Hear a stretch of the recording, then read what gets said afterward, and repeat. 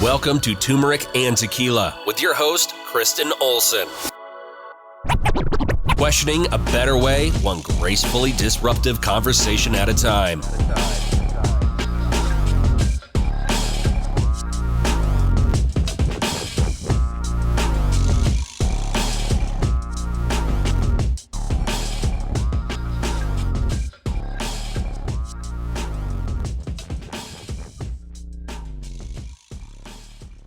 Guys, welcome to Turmeric and Tequila. I'm excited to be with you today.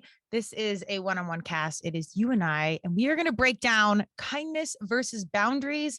I don't know who needs to hear this, but this is for you, and that likely includes myself. We're going to break down the definitions of kindness. We're going to break down the definition of boundaries, and we're going to talk about the difference between the two and why, boundaries can sometimes be misinterpreted, but how they can also actually be kindness towards yourself. So we know it's a popular buzzword, personal boundaries. You hear it all the time. It's in self-care, self-help, self-everything. But I don't think we fully understand how important boundaries are. And not everyone, family, friends, or, crew, social, cultural people, work people around us might not fully understand this conversation. So there might be a further misunderstanding of why you're putting a boundary out there for yourself. So there's a communication gap, but I want you to hold strong in your boundaries, even if it is misunderstood. This is a reminder that boundaries are deeply, deeply important, and you can still operate in a kind manner while still providing some boundaries. And the good thing is, KO Alliance, my company, we're here for influencer marketing and brand ambassadors. If you embrace it and you set a tone, your family, your friends, people around you will start to understand why you're putting up this boundary or why you're doing it. And likely in due time, they will follow and appreciate you for it. I know it's a journey in the in-between time, but stick with it. So let's just start. This is going to be a quick one by breaking down the definitions, just so we're super clear. Kindness, the quality of being friendly, generous, and considerate. Kindness. A boundary, literally, is a line that marks the limits of an area, a dividing line. So that's usually we're talking about like physical location, or you're marking a boundary on a field or a sheet or whatever, like boundaries in sports, but applicable here, we're drawing a line. And then personal boundaries, or the act of setting boundaries, is a life skill that has been popularized by self-help authors and support groups since the mid 1980s. It is the practice of openly communicating and asserting personal values as a way to preserve and protect against having them compromised or violated. So the 1980s, y'all, this conversation is not that new. So boundary is a literal line that we're dividing. Personal boundaries, it's the act of, so that's the act, non-tangible thing of us setting a boundary to protect our own core values or personal values so they will not be violated. Again, I know we're in 2020 here, and a lot of these things can start to sound a little cliche. We've heard them, they're a little bit buzzy, but the importance is that we are continuously embracing the idea of boundaries, whatever language you use, and knowing that if something doesn't feel right, or you feel like something is overstepping, or you're just uncomfortable, more than likely a boundary needs to be put in play. And you don't have to have these deeply formal, intense conversations. If I'm putting a boundary here, you can simply communicate. I don't, something simple, like I don't feel comfortable with this conversation. Let's circle back in a week, or this isn't something comfortable I'm discussing. It doesn't have to be, I have a personal boundary around this conversation. You can do it casually, and you can make it happen in a very digestible way, regardless of your audience. So they just understand that this conversation or action or something has, crossed over into a space that I'm not comfortable being in. And this is where I'm going to step in and protect myself. So whatever language feels good to you in that is fine. Now, I've dealt a lot with friends or family or, coworkers. When you put up a boundary, it can feel mean, and it can feel like it's usually they'll think it's about them. Well, step number one in life, and I do this too, it's not all about us. Like everything other people are doing is not always about what we're doing to them. Sometimes we're not even that big of a conversation in their head. They might have a million other things going on, and they have a boundary because there's a bigger focus. I think athletes are the perfect example of this.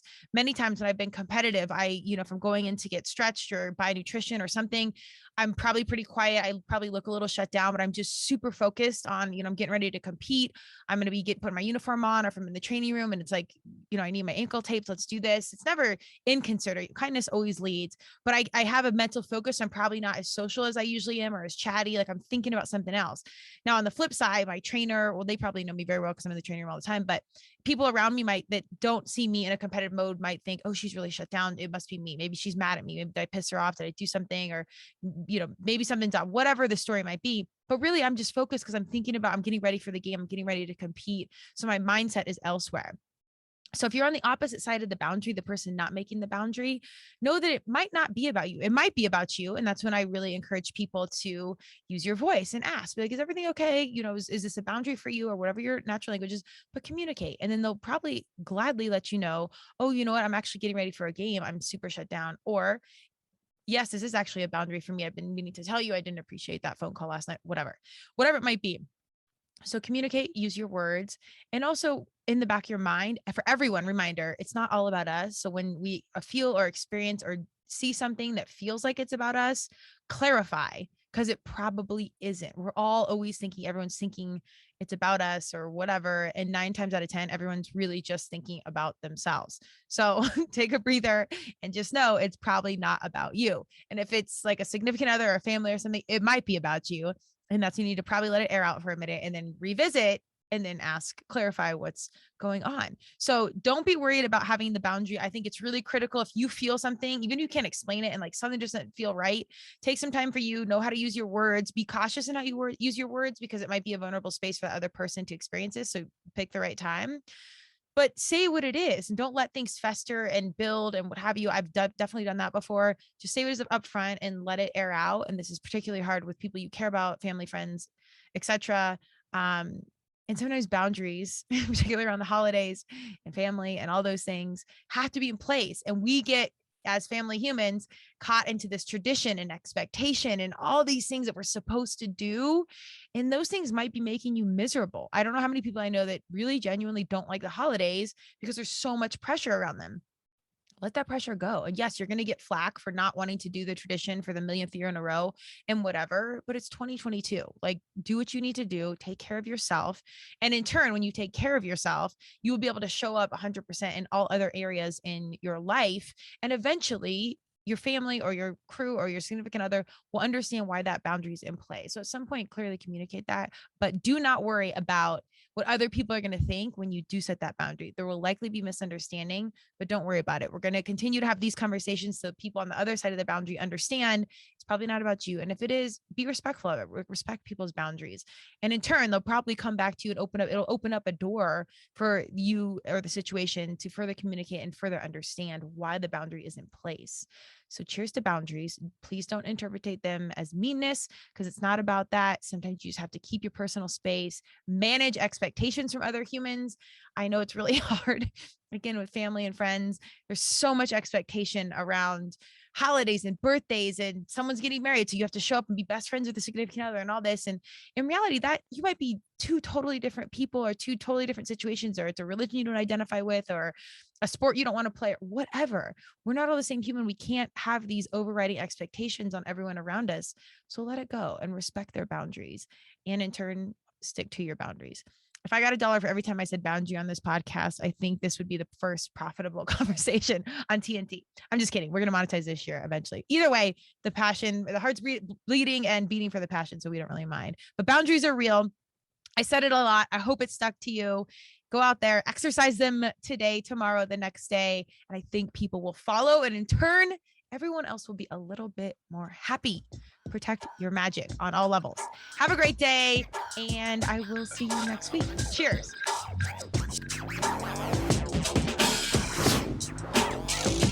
Thank you for joining Turmeric and Tequila with your host, Kristen Olson. Tune in next time, and don't forget to subscribe on Apple, Google Podcasts, Spotify, or wherever you listen.